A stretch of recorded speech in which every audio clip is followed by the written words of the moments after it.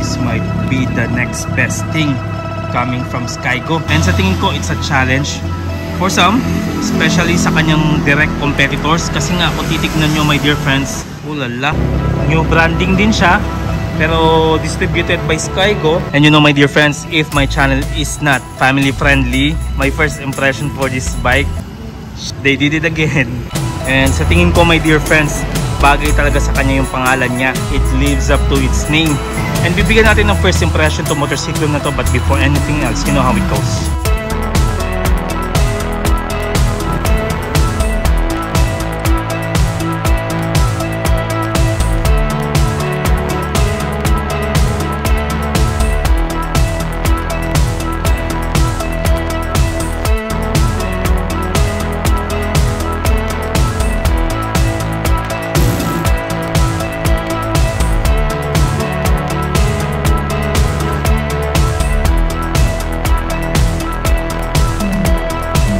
Pagdating sa mga motorsiklo na non-Japanese, para sa akin, uy, eto na. Ito na marahil ang sagot sa kakulangan ng mga ibang motorsiklo. Kasi nga, meron siyang 250cc air-cooled, 4-stroke, single cylinder siya my dear friends, with a beautifully done stainless exhaust. Ang kanyang power, 15 kilowatts at 8,500 RPM. 20.12 horsepower po siya. 90 Newton meters of torque tayo at 7,000 RPM. Naka-electric start, wala siyang kickstart. Naka-EFI po tayo. And isa sa lamang nito is meron siyang 6-speed. Grabe, isang pindot lang ah.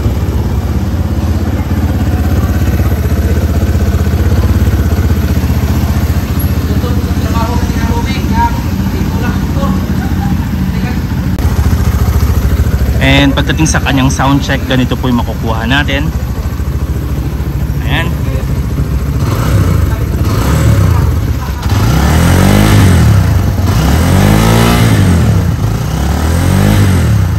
Lutong ng tunog my dear friends. Fuel tank my dear friends, 14 liters po tayo. Kinatok ko kanina, metal tank talaga siya. Kanyang 100 kilometers, meron tayong 2.7 liters. That's about 37 or more kilometer per liter. And na-mention ko kanina, metal po tayo on this part. Design plastics on this part.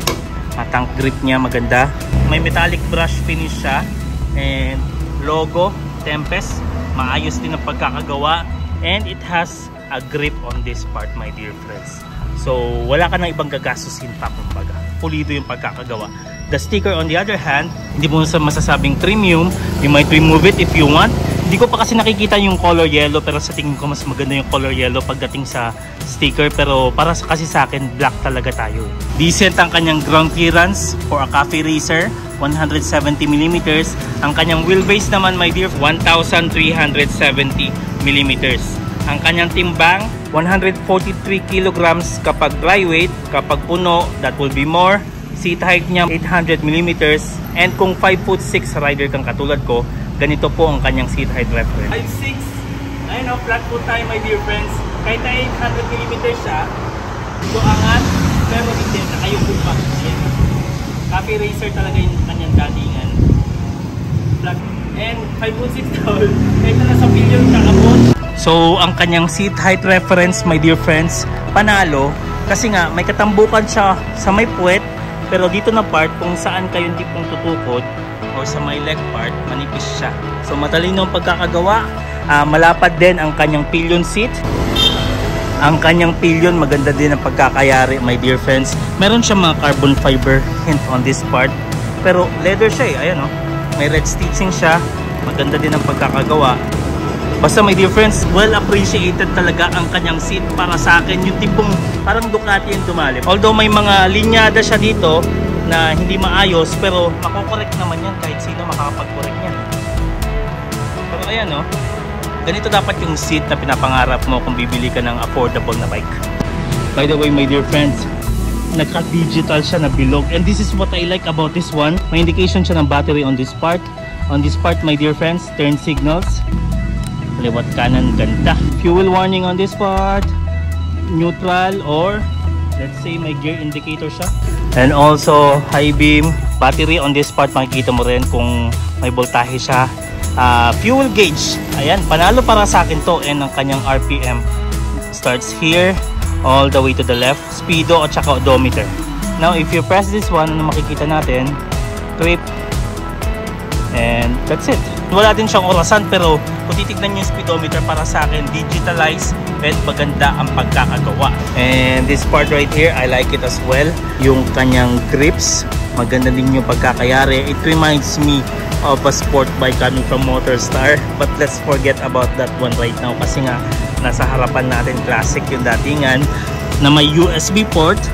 Ayan, hindi pinagdamot. Maayos din ang kanyang side mirror. Bilog po tayo, so ano, bilog na bilog ang mundo. Before tayo mag-proceed sa headlight, ang kanyang parte niya dito, my dear friends, I like it. And kung titignan nyo po, metal on this part, plastic on this part. Binigyan talaga ng design yung kanyang harapan, kumbaga. Turn on mo, ma'am. Ayan, massive shoutout kay Ma'am Ocean. Naka full LED po tayo sa kanyang harapan. Ang kanyang headlight, meron po tayong DRL. Naka-turn off yung kanyang headlight kung gugustuhin mo. And kung gusto mo buksan, ayan, ganyan yung itsura niya. At saka kanyang high beam, ganito po. Ayan, maganda yung high beam niya. Wala nga lang siyang pass switch, pero kung titignan nyo, my dear friends, ayan o, okay na okay siya. Panalo para sa akin eh. Sa likuran naman, ganito po tayo. Brake mo, ma'am. And also, naka-LED yung kanyang turn signals. Brake light, ang ganda-ganda. Panalo. Massive shoutout kay Ma'am Ocean. Although the VIN says differently, pero this motorbike is actually made in the Philippines. Ngayon, tuloy tayo sa design. Paborito ko ang black. I like black on motorcycles. Yung tipo, wala siyang gold fork, kumbaga.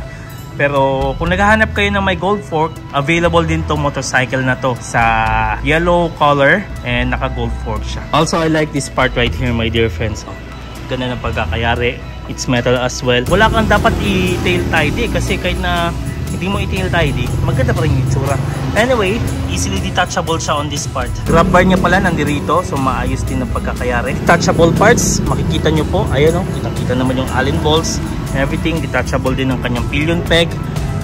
I cannot say that this is one of the most premium na makikita ko, pero ayan o, simple yung pagkakagawa pero maayos. And I like the idea of the muffler as well, my dear friends. Stainless din tayo sa kanyang tip.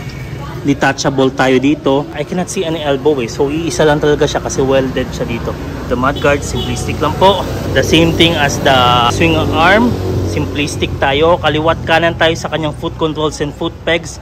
Maganda naman po. Wala akong makitang center stand. And also sa tingin ko, slipper clutch to eh. Front fender, maganda din yung pagkakayari. All black. I cannot wait to see a yellow version of this one, pero black on black. Naka-inverted front fork po tayo. Although walang in-specify na millimeter, pero napakakapal niya. Ang kanyang monoshock sa may likuran with preload adjustability, kitang-kita naman po. Yung ginawa na nga nilang spoke wheel, tapos ginawa pa nilang black. So para sa akin, panalo yung kanyang datingan. Meron po tayong disc brake, harap at saka likuran. No sizes indicated, pero sa tingin ko maliit yung kanyang harapan and nabiyayaan yung disc brake niya sa may likuran. Naka Yuanqing street tires po tayo. Tube type po yan. Magagawan ng paraan to kung gusto mong i-tubeless yung kanyang stock. And naka 180, 17 po tayo sa harapan. Sa may likuran naman meron tayong 130, 70, 17. Hindi siya kakapalan pero just enough to bring out the power of this 250cc. So para sa akin, okay na okay siya. Pero kung gusto nyo palitan, kayo bahala. SRP niya 135,000 Philippine pesos. Kung ika-cash mo, 131 only. Pinakamababang down payment niya 3,000 Philippine pesos only. Isipin nyo yun, 3,000 pesos lang, meron ka ng bike na ganito kaganda. And ng kanyang 6 months, 26,426. 12 months, 14,010. Ang kanyang 18 months, 10,425. 24 months, 8,486.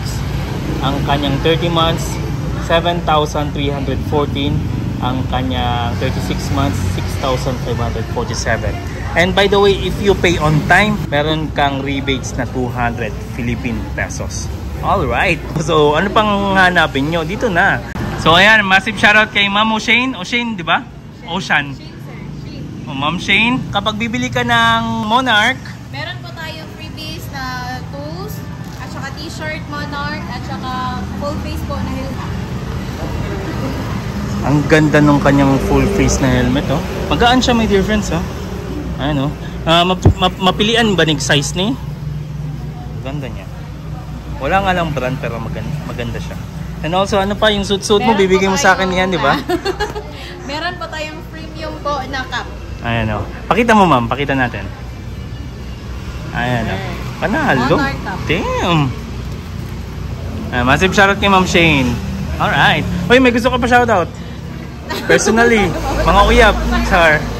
Anyway, my dear friends, nakalink in the description tayo sa number ni Skygo, Santo Tomas, Davao del Norte. So ayan, my dear friends, let me know in the comment section below what you think about this beautiful bike right here. Para sa akin, panalo to. And para sa akin, this will do for Skygo. Kasi nga, marami naghahanap ng classic bike.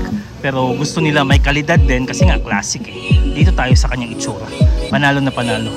My dear friends, Exodus 14:14 to everyone. Keep on praying, trust the process. And I'll see you in the next. Pakis! You press buy na. This one. That's the buy button, yes. So, ayan yung pinili ng anak ko. Color yellow. Just like? Bumblebee. Yeah.